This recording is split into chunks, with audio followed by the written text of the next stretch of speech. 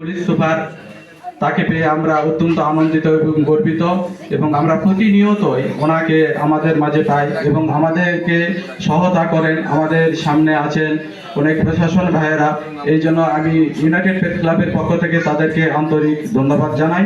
তো যাই হোক, আমি বক্তব্য দেওয়ার জন্য বিনীতভাবে অনুরোধ করছি নওগাঁ জেলার সুযোগ্য এবং চৌকুশ পুলিশ সুপার জনাব রাশিদুল হক স্যারকে তার মূল্যবান বক্তব্য দেওয়ার জন্য বিনীতভাবে অনুরোধ করছি।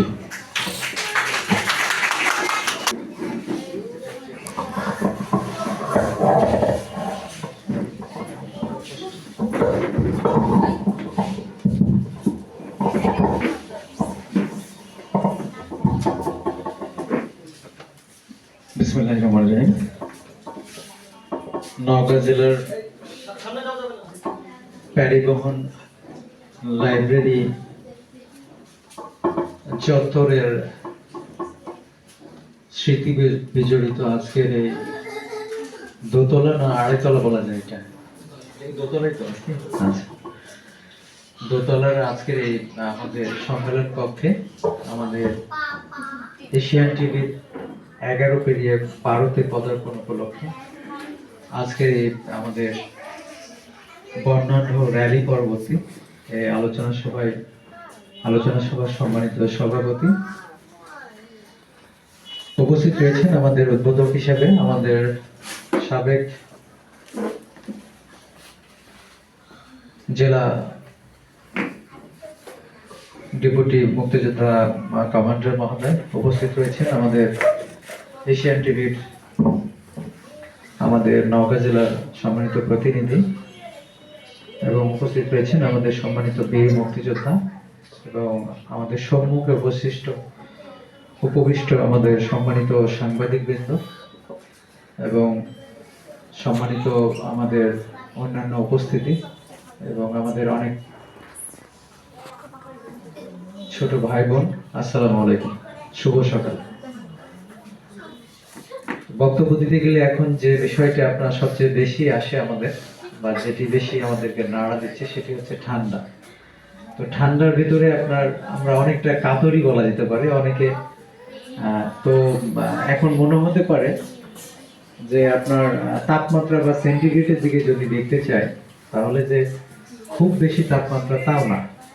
কারণ আমাদের অনেকেরই কিন্তু আত্মীয় স্বজন এখন ইউরোপ বা আমেরিকাতে বিভিন্ন দেশে থাকে, আমেরিকা মহাদেশে বিভিন্ন দেশে থাকে। ইউরোপে যদি আপনি উত্তর দিকে যেতে থাকেন, তাহলে দেখবেন ওখানকার তাপমাত্রা, আপনি বিশেষ করে নরওয়ে, সুইডেন বা এই দেশগুলোতে অনেকের আত্মীয় স্বজন আছে, বন্ধু বান্ধব আছে, তো দেখবেন ওখানে সবসময় তাপমাত্রা কিন্তু জিরোর নিচে অর্থাৎ মাইনাসের দিকে চলে যায় এবং মাঝে মধ্যে দেখা যায় যে তুষারপাত হচ্ছে।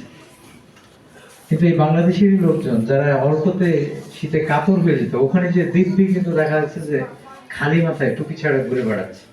তো এটা কেন সম্ভব? আসলে মানুষ হচ্ছে অভ্যাসের দাস। তা আমাদের এখানে শীতকালের যে স্থায়িত্বটা, এটা একেবারে অল্প সময় থাকে।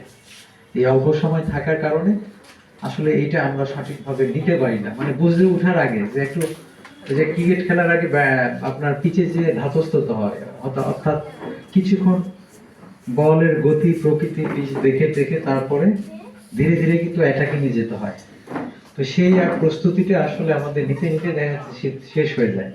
সেজন্য শীতটা আসলে আপনার ওই যে বললাম, আরো যদি 1 মাস 2 মাস দীর্ঘায়িত হতো, দেখবেন পরে আবার খুব একটা ঠান্ডা আমাদের লাগতো না।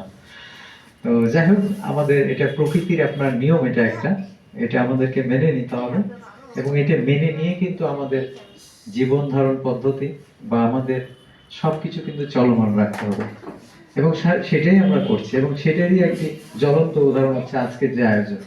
10টার সময় আয়োজনের কথা, এবং 10টার সময় আমি একটু ভালোই লাগছে যে আপনার ঠিক 10টার সময় আমাদের এতগুলা লোকজন আপনার এই খুব সুন্দর একটা চত্বরে উপস্থিত হয়েছে এবং আরো বেশি ভালো লাগছে যে আমাদের সবচেয়ে সম্মানিত যারা আমাদের মা বা বোন, তারা কিন্তু এখানে বড় একটা ভাগ রয়েছে এবং শুধু তা না, তার সঙ্গে ছোট ছোট সোনামণিরাও কিন্তু এর সাথে উপস্থিত হয়েছে। তার মানে এই জায়গার পরিবেশ যেটা এখানে তৈরি হয়েছে, চমৎকার একটা এনভায়রনমেন্ট তৈরি হয়েছে। এই ঠান্ডার ভিতরে একটু আমাদের হয়তো কি লাগতেছে, কিন্তু তারপরও ঠান্ডা বোধহয় উপভোগ করতে হবে, তাছাড়া তো উপায় নাই, আপনি জোর করে তো এটা ঠিক করতে পারবেন না। তো এটা যাই হোক, সবাইকে আপনার এই ঠান্ডার দিনে ঠান্ডারও শুভেচ্ছা রইল। ছাড়া আর কি করা যাবে, তাই না?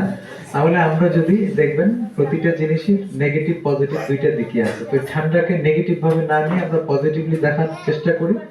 এবং একই সাথে আপনার অনেক দরিদ্র জনগোষ্ঠী আছে বা যাদের আপনার ইয়ে আছে, অনেকে হয়তো তাদের বাড়ি ঘরের অবস্থা ভালো না বা রাস্তায় জীবনযাপন করতে হয়। তো আমরা অবশ্যই আমাদের এই জায়গা থেকে, যদিও আজকের আলোচনা এটা না, তারপর কথাটা যেহেতু আসলো, আমরা এর ভিতরে তাদের জন্য আমরা একটু খেয়াল রাখবো, যে যার জায়গা থেকে, মানুষকে দেখানোর জন্য না, এটা আত্মার উপলব্ধি থেকে আমরা যাতে তাদের পাশে দাঁড়াতে পারি, তাহলে অনেকটাই কিন্তু দূর হয়ে যাবে। আমরা তো, তাই না? আমরা ভালো থাকতে চাই, সবাইকে নিয়ে ভালো থাকতে চাই।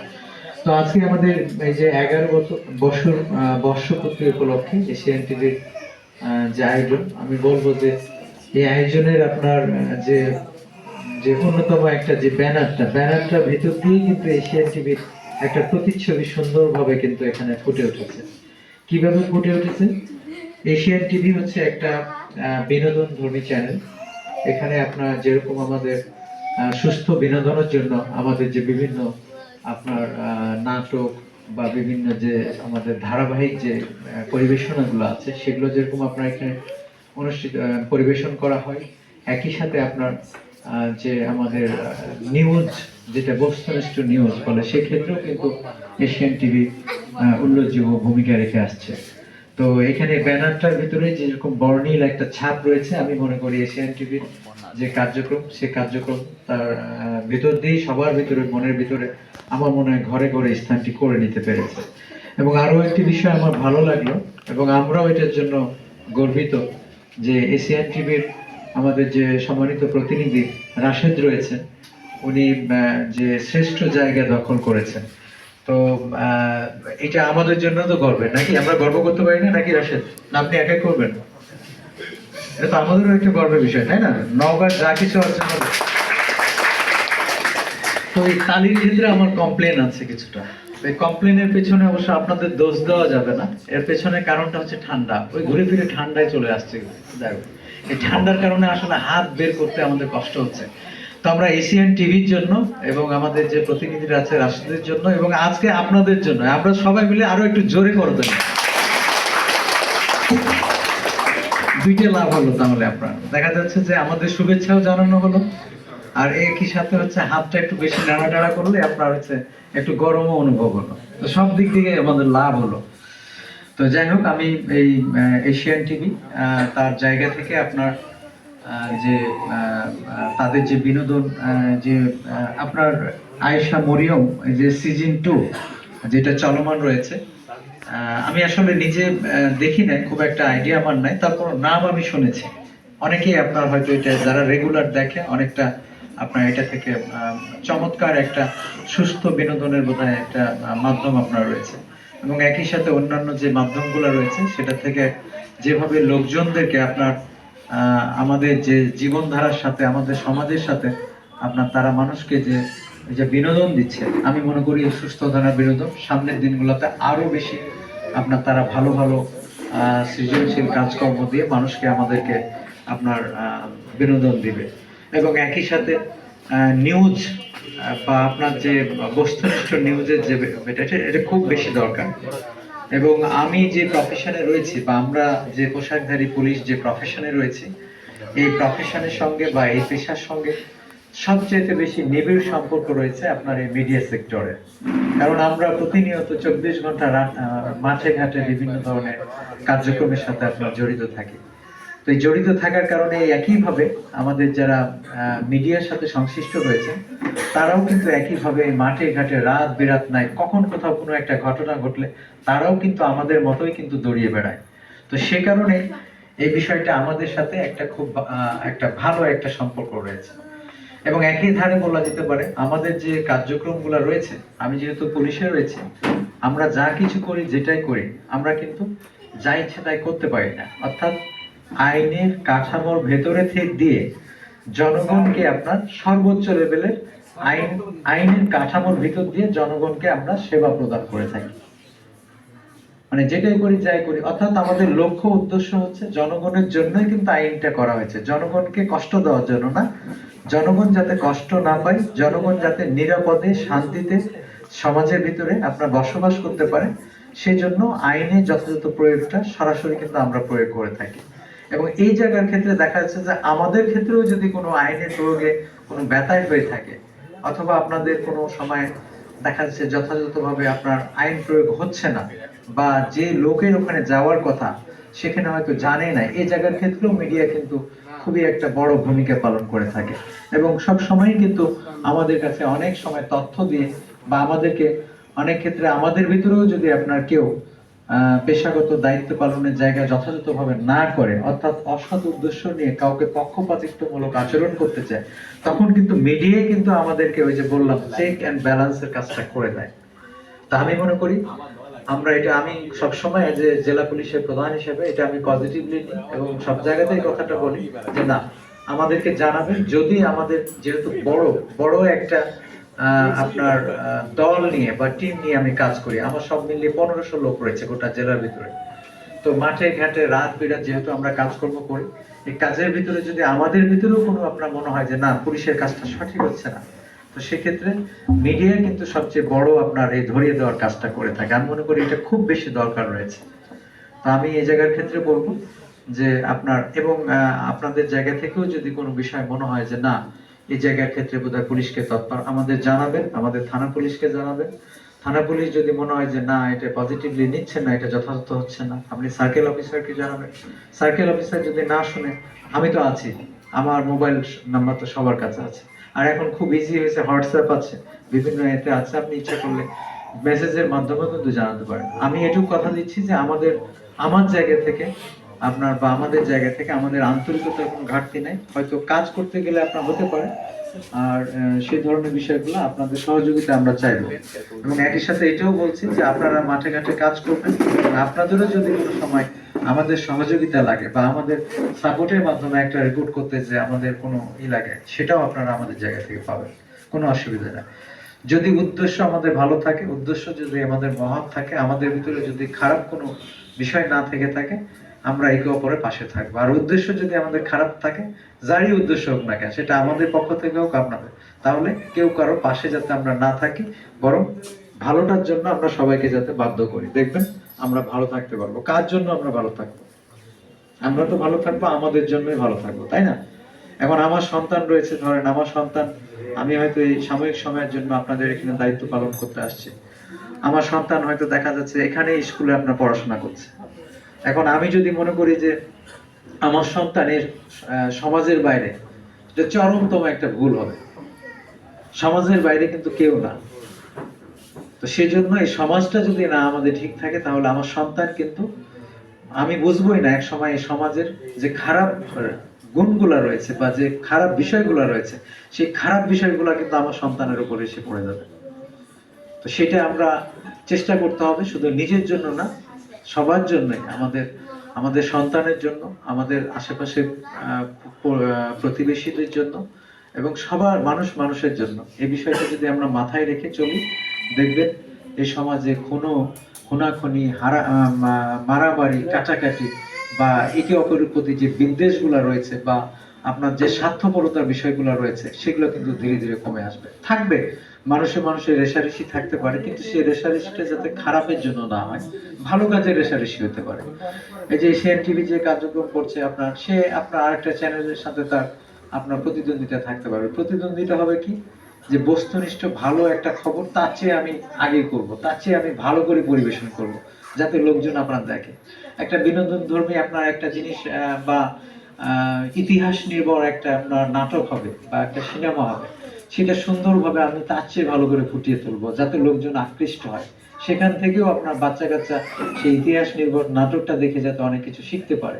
এই ধরনের প্রতিযোগিতাগুলো যত বেশি আমাদের ভিতরে থাকবে, আপনাদের মিডিয়া লাইনের ভিতরে থাকবে, এবং আপনার লেখনের ভিতরে কলমের যে আপনার ইচ্ছের শক্তি তো আর বড় কিছু নাই, সেটা যত বেশি হবে, এবং সেটা যদি আপনি করতে যান যথাযথভাবে, আপনার উদ্দেশ্যটা সঠিক থাকতে হবে। এখন আমার উদ্দেশ্যের ভিতরে যদি স্বার্থপরতা থাকে, ঘাটতি থেকে যায়, তাহলে সমস্যা আছে। হ্যাঁ, পেশাগত জায়গা থেকে অবশ্যই আমার কিছু দিক থাকবে সেটা আমি মেনে চলে মানুষের জন্য, জনগণের জন্য এই উদ্দেশ্যটা যদি আমি ঠিক রাখতে পারি, তাহলে আমাদের জায়গা থেকেও আমরা আপনার ভালো কাজ করতে পারবো, আপনাদের জায়গা থেকেও আপনার ভালো কাজ করতে পারবো।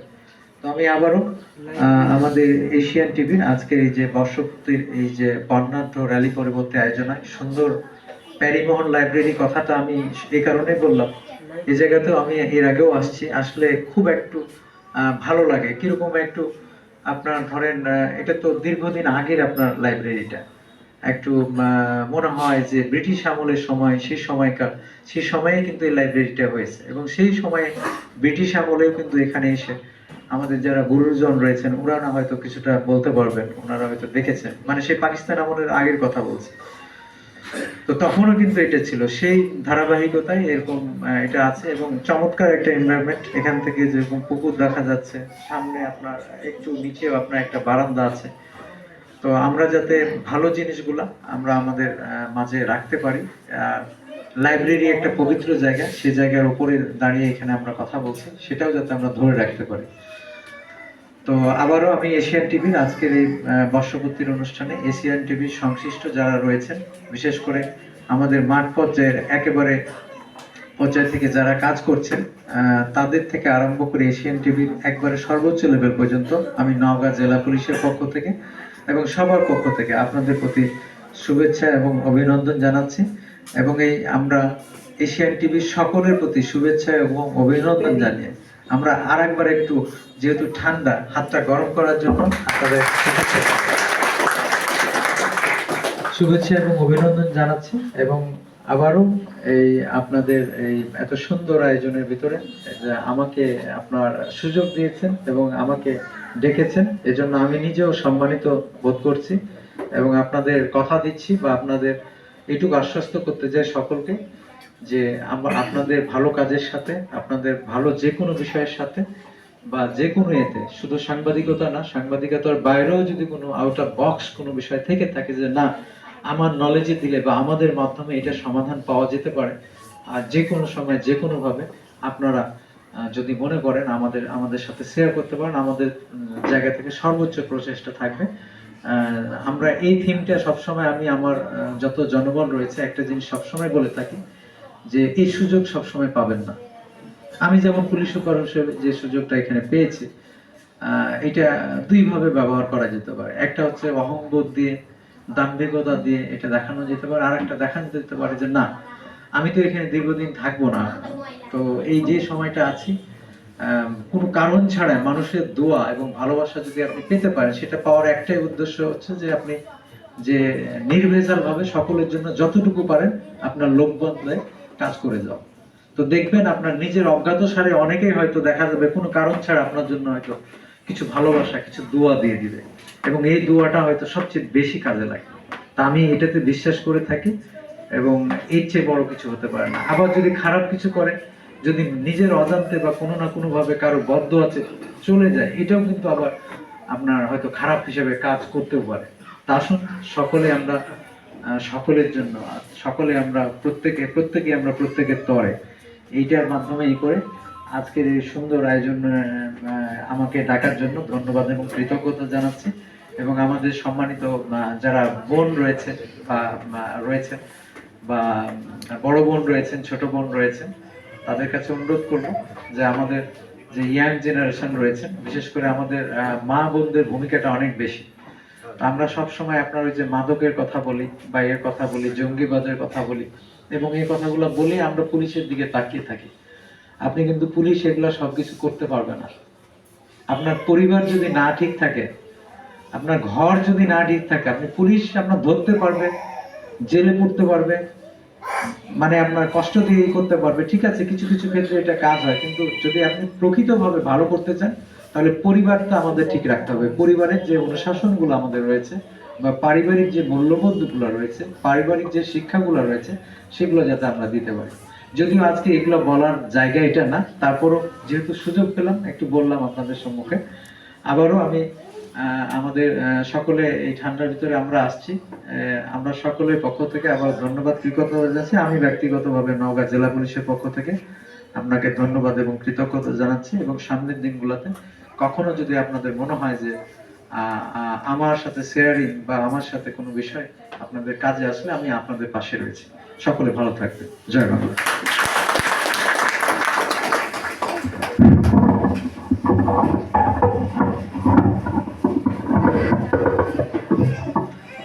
ধন্যবাদ আজকের এই অনুষ্ঠানের প্রধান অতিথি মহোদয়কে। তিনি সুন্দরভাবে আমাদের এখানে বক্তব্য পরিবেশন করলেন।